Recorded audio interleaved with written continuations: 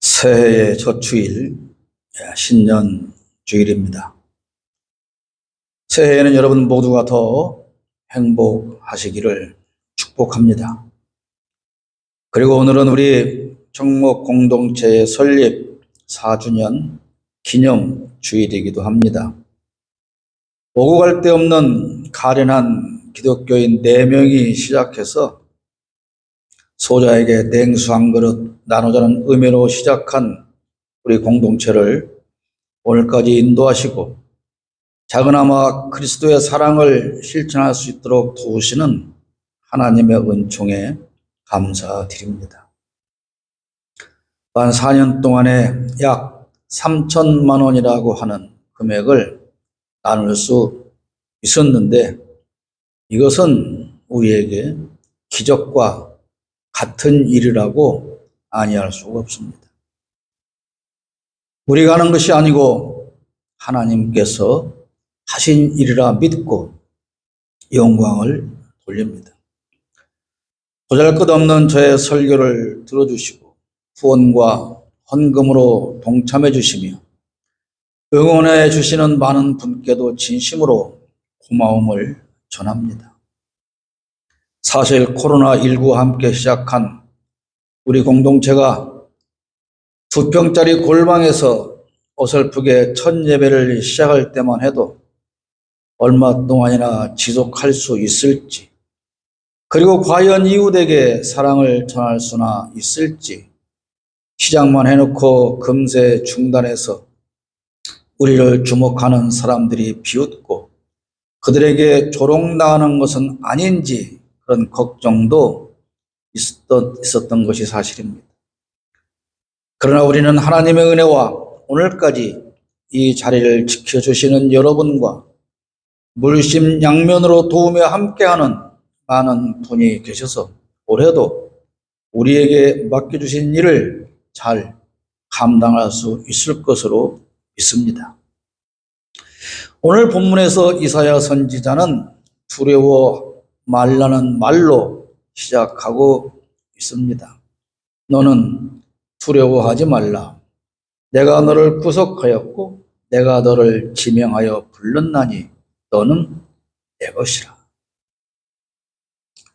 어느덧 저의 덧없는 인생이 70을 바라보게 되었습니다만 돌아보면 세상에 태어나 철들기 시작한 그때부터 삶에 대한 두려움을 늘 안고 살았습니다.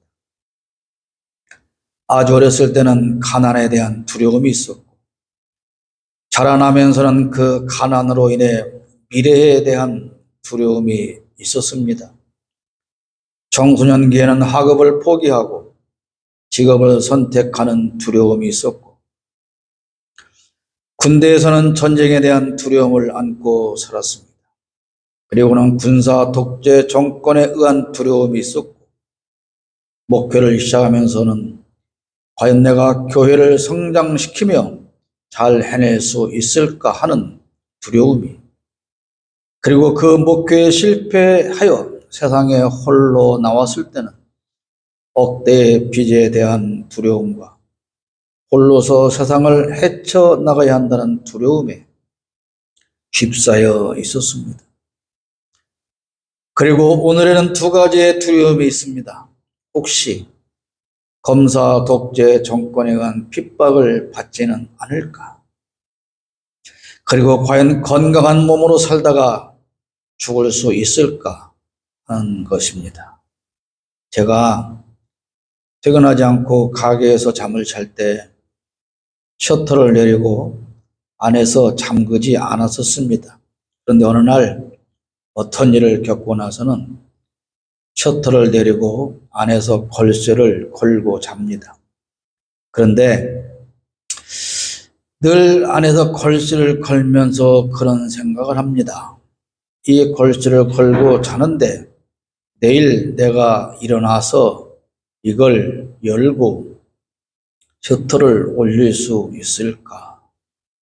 만약 내가 이 밤에 죽어서 일어나지 못하고 셔터를 올리지 못하면 누군가 밖에서 올려야 하는데 안에서 걸어놓은 것 때문에 셔터를 못 올리면 어쩌나 그런 쓸데없는 걱정을 하기도 합니다. 물론 어떤 방법을 찾아서라도 셔터 하나 못 올리겠습니까? 저만이 아니라 수많은 우리의 이웃이 두려운 인생을 살고 있습니다. 이 3개월 만에 계약을 연장해야 하는 임시 계약직 노동자들의 계약 해지에 대한 두려움, 홀로 사는 노인들의 고독사에 대한 두려움, 정규직이라고 해도 언제 구조조정으로 해고당할지 모르는 노동자의 두려움, 청춘들의 결혼과 출산, 양육에 대한 두려움, 자영업자의 경기 악화에 대한 두려움, 대입 수험생의 진로에 대한 두려움과 취업준비생의 취직에 대한 두려움, 그리고 사랑하는 자식과 가족을 졸지에 떠나보내고 아스팔트 바닥에 온몸을 기대며 진상규명도 못하면 어쩌나 하는 두려움 등 수많은 사람들이 두려워하며 살고 있습니다. 그러나 우리를 향해 하나님은 분명히 두려워하지 말라 이렇게 말씀하십니다. 그것은 우리가 하나님의 것이기 때문이라고 하십니다. 하나님은 나를 창조하여 지으셨고 부르셨고 하나님의 것으로 지명하셨습니다.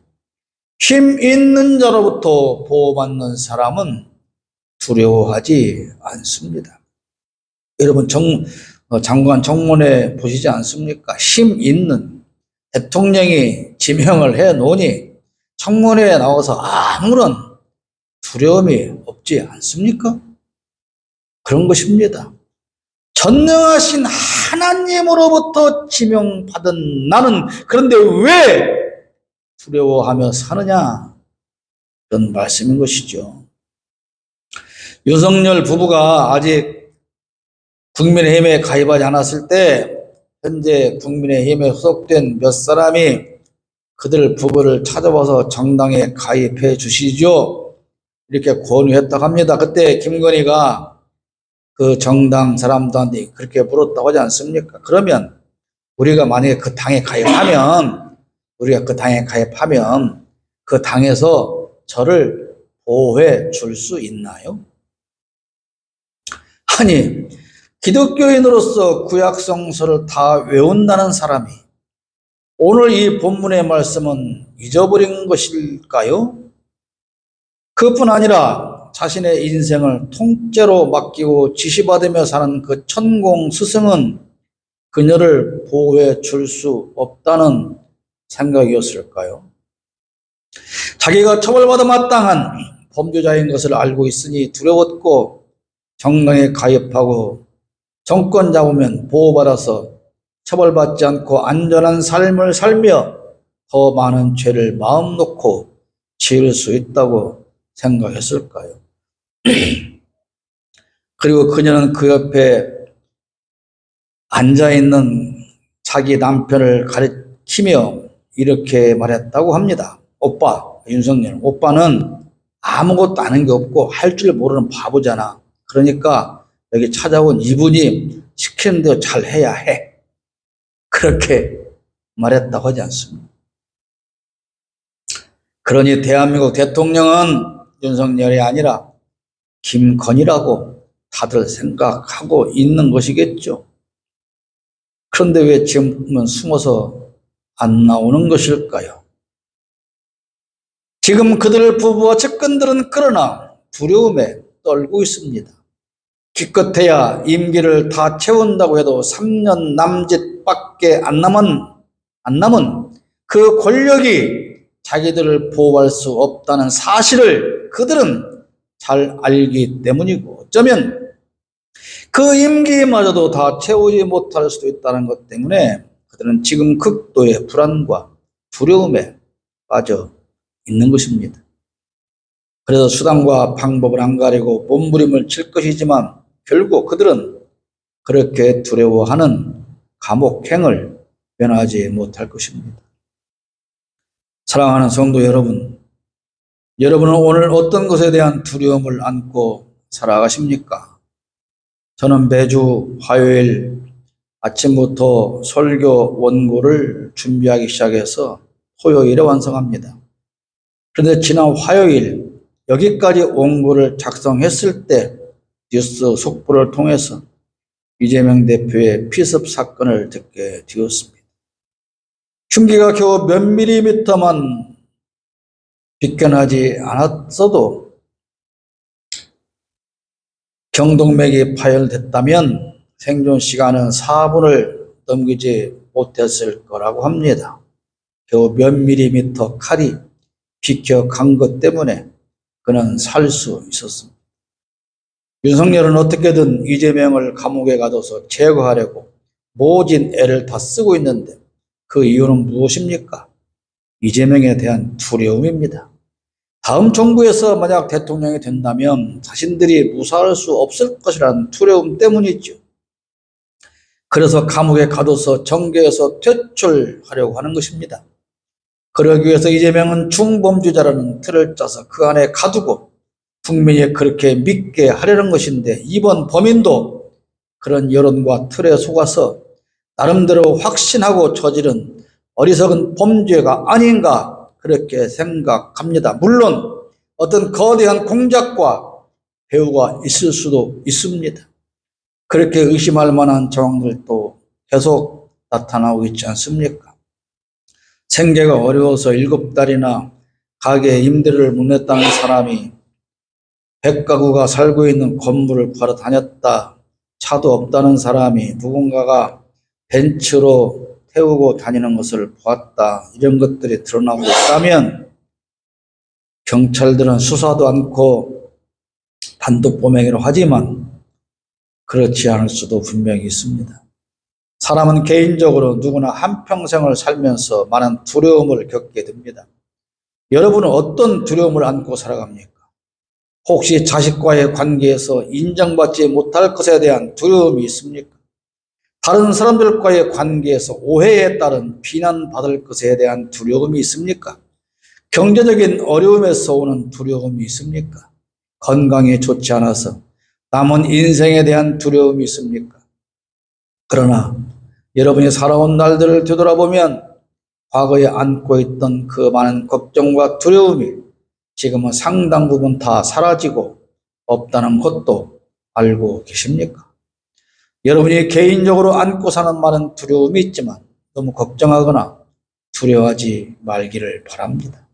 우리는 하나님의 것이고 나의 주인이신 전능하신 하나님께서 지금까지 그렇게 해오신 것처럼 또 우리를 구원하시고 안전하게 보호하실 것이기 때문입니다. 2절 말씀 보십시오. 네가 물 가운데로 지날 때에 내가 너와 함께 할 것이라. 강을 건널 때에 물이 너를 침몰하지 못할 것이며 네가 불 가운데로 지날 때 타지도 아니할 것이요 불꽃이 너를 사라지도 못할 것이다. 우리는 다 어린아이 같고 어리석은 양과 같아서 나그네의 길을 갈 때 물 가운데도 가고 불 가운데라도 갑니다. 이제 막 걸음마를 시작한 어린아이가 비틀거리며 걸을 때 그의 부모는 아이에게 위험한 모든 것을 다 미리 치워두지 않습니까? 서랍의 문은 잠그고 올라갈 위험이 있는 물건은 다 치웁니다. 저희 큰아들이 보내오는 동영상과 사진을 봐도 그렇게 하는 것을 알 수가 있습니다. 아이는 부모가 그렇게 안전하게 만들어 둔 방에서 제가 하고 싶은 것을 다 하며 자유를 누립니다. 그리고 부모는 한시도 아이에게서 눈을 떼지 않고 살펴봅니다. 미처 치운 것이 없다면 그 아이가 접근하기 전에 또 치워둡니다. 한 아이의 부모도 그렇게 안전하게 자기 자식을 지키는데 하물며 우리를 창조하시고 지으시고 구속하시고 지명하여 불러내신 전능하신 하나님께서 우리를 위험한 상황에 버려 두실 리가 없지 않습니까? 그러므로 여러분, 지금 여러분이 혹시라도 겪고 있는 불안하고 두려운 일이 있을지라도 염려하거나 두려워하지 말고 지금 이 시각에도 불꽃 같은 눈으로 살피시는 하나님을 믿고 평안하시기를 축복합니다. 인생을 살면서 다윗처럼 위험하고 두려운 상황에 있던 사람도 아마 없을 것입니다. 그러나 그는 한 번도 평안을 잃지 않았습니다. 목자로 살 때 다윗은 자신의 보호를 받는 양들은 어떤 위험에서도 안전하게 구할 수 있음을 체험했기 때문입니다. 나 일개 목자도 내 양을 이렇게 안전하게 보호하는데 전능하신 하나님께서 나를 보호하시지 않겠는가? 그것이 다윗의 믿음입니다. 그가 가장 두렵고 불안한 상황에서 지은 시가 바로 우리가 그렇게도 좋아하고 늘 암송하는 시편 23편이지 않습니까? 가장 똑똑하고 잘나고 칭찬받던 아들 압살롬으로부터 살해 위험을 받으며 피난길에 나서서 오고 갈 데 없이 두려운 밤을 맞으면서도 목자였던 자신이 양을 보호한 것처럼 목자장 되시는 전능하신 하나님께서 자신을 보호하시는 것과 보호하실 것을 믿으며 그런 두려움을 이기고 평안을 누렸던 것입니다. 이 설교를 듣는 분들 중에서 혹시 부모와 자식 간에 불화가 있다 할지라도 그 자식들이 지금 여러분을 죽이겠다고 말타고 창들고 달려오는 것은 아니지 않습니까? 이때 다윗은 그래서 이런 시를 짓습니다. 시편 23편 4절에 내가 사망의 음침한 골짜기로 다닐지라도 해를 두려워하지 않을 것은 주께서 나와 함께 하시며 주의 지팡이와 막대기가 나를 안위하시나이다. 지금까지 우리가 안전하게 살아온 것은 내가 똑똑하고 잘나서 물과 불을 건너지 않았기 때문이 아니라 나는 어리석게도 늘 물과 불을 가로질러 다녔지만 하나님께서 안전하게 지켜주셨기 때문입니다. 다윗이 겪은 두려움은 한둘이 아닙니다. 죄 없이 사울왕에 쫓겨다녔고 블레셋을 통해서도 많은 생명의 위협을 받았지 않습니까? 그러나 그런 다윗을 악한 세력으로부터 구해주신 분은 하나님이십니다. 여러분, 도둑질하고 범죄를 저질러도 남편이 검찰총장이기 때문에 남편이 대통령이기 때문에 지켜주는 것 아닙니다, 여러분. 키 몇 센치 커 보이려고 키높이 구두를 신고 사진 찍을 때 까치발을 들어 올리는 그 사람이 무슨 정당을 구해내고 국민을 보호해 줄 수 없습니다. 다윗을 두려움에서 구하신 그 하나님께서만이 오늘 우리도 그렇게 구원해 주실 것을 여러분 믿으시기를 축복합니다. 우리가 겪는 두려움은 개인적인 것만 있지는 않습니다. 사실 우리는 지금 무도한 검사 독재 정권으로 인한 큰 두려움에 빠져 살고 있습니다. 국민인 우리가 가장 많이 듣는 말이 그러다가 당신 검찰에 고발되고 압수수색 받을 수 있어 조심해야 해. 이런 말 아닙니까? 아니, 무슨 여당 비상대책위원장이 광주에 온다고 그래서 너 광주에 오면 가만히 안 놔둘 거야? 그렇게 글을 올렸다고 살해 위협을 했다고 경찰에서 잡아가는 나라 아닙니까? 뭔 이런 나라, 이게 나라입니까? 너 가만 안 둘 거야? 그럼 부모가 자식한테 말할 때 너는 그렇게 가만 안 둘 거야? 그러면 자식을 살해 위협하는 겁니까? 왜 그럼 다 안 잡아갑니까? 그럼 부모들은 숨조차도 제대로 쉴 수 없도록 억압하는, 탄압하는 이런 나라에서 국민 대다수가 지금 불안하고 걱정하고 두려움에 빠져 있습니다. 사업하는 사람들이 대통령과 정부 때문에 더 형편이 어려워질까 두려워합니다. 우리는 중국과 수교한 이래 처음으로 지난해 무역적자 100억 불을 기록했다고 합니다. 현대자동차는요, 그렇게 러시아에서 현대자동차를 많이 팔았었는데 그 1조 원짜리 현지 공장을 단돈 15만 원에 팔았습니다. 언론이라는 사람들 대부분이 독재 권력이 무서워서 한마디의 비판도 하지 못합니다. 비판도 못하고 국민을 대신해서 질문도 하지 않습니다.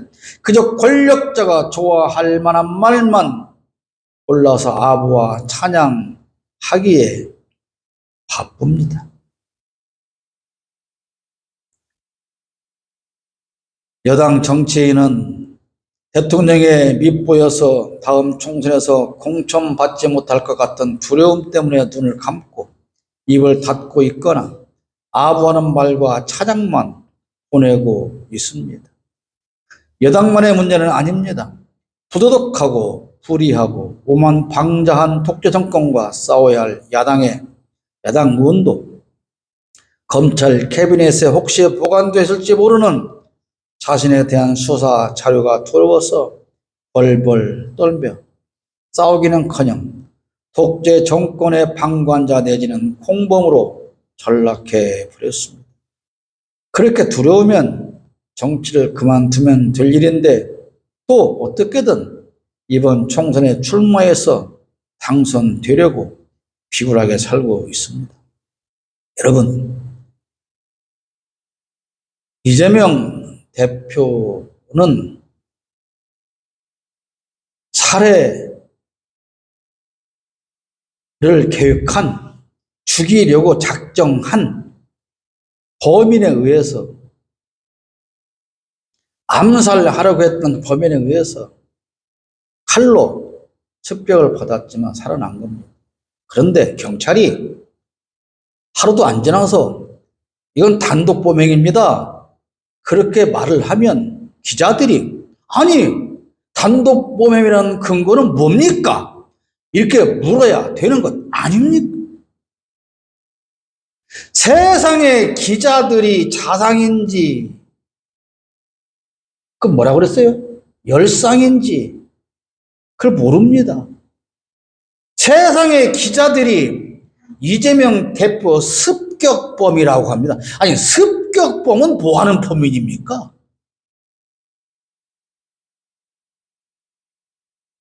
공격을 받은 사람이 습격당한 사람인데 습격범은 뭡니까 도대체?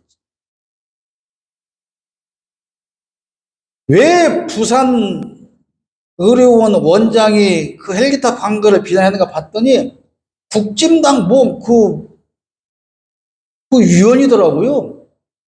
그리고 지금 전국의 그 의사협회에서 지금 난리를 치는데 보니까 다 정치적인 의도를 가지고 공유하고 있는 것이더라고요.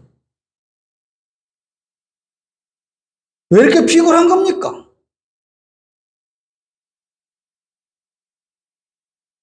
지금까지 우리나라 역사에서 암살 당한 사람은 많지만 암살범의 배후가 밝혀진 것은 한 번도 없습니다. 김구 선생이든 여운양 선생이든. 그러나 이번만은 반드시 배후를 밝혀내야 할 것입니다. 저는 한국 교회를 바라보는 데에 대한 두려움도 있습니다. 한국 교회가 이런 모습으로 가다가는 완전히 타락해서 하나님의 심판으로 망하면 어쩌나 하는 두려움입니다. 아니, 이렇게 가다가는 분명히 망하고 말 것 같습니다. 사실은 지금도 망해가고 있습니다. 작은 교회들은 빠르게 사라지고 있습니다. 교회마저도 약육강식의 상황이 되었습니다. 부자 교회만 살아남고 가난하고 작은 교회는 사라집니다. 어쩌면 초대형 교회 목사들은 대한민국에 있는 모든 예배당 다 사라지고 우리 교회 하나만 나오면 좋겠다. 왜? 전국에 있는 모든 교회는 다 우리 교회로 올 것이니까. 그렇게 바라는지도 모르겠습니다. 목회자들의 행태를 보면 그런 생각까지 든다, 그런 말입니다. 예배당은 호화롭게 존재하지만 교회는 점점 사라지고 있습니다. 그러나 많은 수의 목회자가 위기감조차 느끼지 못합니다. 속에서부터 곪아서 더러운 냄새가 온 세상에 가득한데 저들은 여전히 은혜와 복, 타령에 빠져 있습니다. 교인 숫자 불어나는 것에 감사하고 재정 규모가 커지는 것에 할렐루야를 외칩니다. 이웃이 어떻게 되든 죽든 말든 아무런 관심이 없습니다. 그저 자기네 교회만 성장하면 만족합니다. 예수 정신이 없는 교회는 결국 망하고 말 것입니다. 또 다시 새해가 밝았습니다. 그러나 대통령이라는 사람은 작년에 읽었던 것과 똑같은 신년사라는 것을 가지고 그대로 다시 읽었습니다. 그러면서 자기가 아주 정치를 잘하고 나라를 잘 이끌어서 엄청 발전했다고 합니다. 정말 발전했다고 믿는 것인지, 거짓말인 것을 알면서 그렇게 말을 하는 것인지, 아무 생각 없이 누가 써준 것을 읽는 것인지는 모르겠으나 외교 성과를 이루어냈다고도 합니다. 그래서 새해에는 경제도 더욱 발전할 것이라고 합니다. 그러면서 반대편에서 비판한 야당과 국민은 악의 카르텔이라서 반드시 깨부숴야 한다고 열을 냅니다. 대통령이 입만 열면 국민과 야당을 향해서 적으로 교정하고 잡아 족쳐야 한다는 공갈과 협박을 합니다. 여러분, 그래서 이번 이재명 대표의 암살 미수 사건도 발생한 것 아니겠습니까? 사랑하는 여러분, 그러나 절대 두려워하지 맙시다. 우리는 하나님의 소유입니다. 우리는 하나님의 자녀입니다. 전능하신 하나님, 그분이 우리를 지명하여 불러서 자녀로 삼으셨고 어떤 두려운 상황에서도 반드시 지켜주실 것입니다. 개인적인 두려움도, 국가적인 두려움도, 교회적인 두려움도, 그 어떤 두려움도 모두 다 하나님께 맡기고 평안함으로 새해를 맞이하고 살아내시기를 주님의 이름으로 축복합니다. 하나님은, 전능하신 하나님은 우리의 편입니다.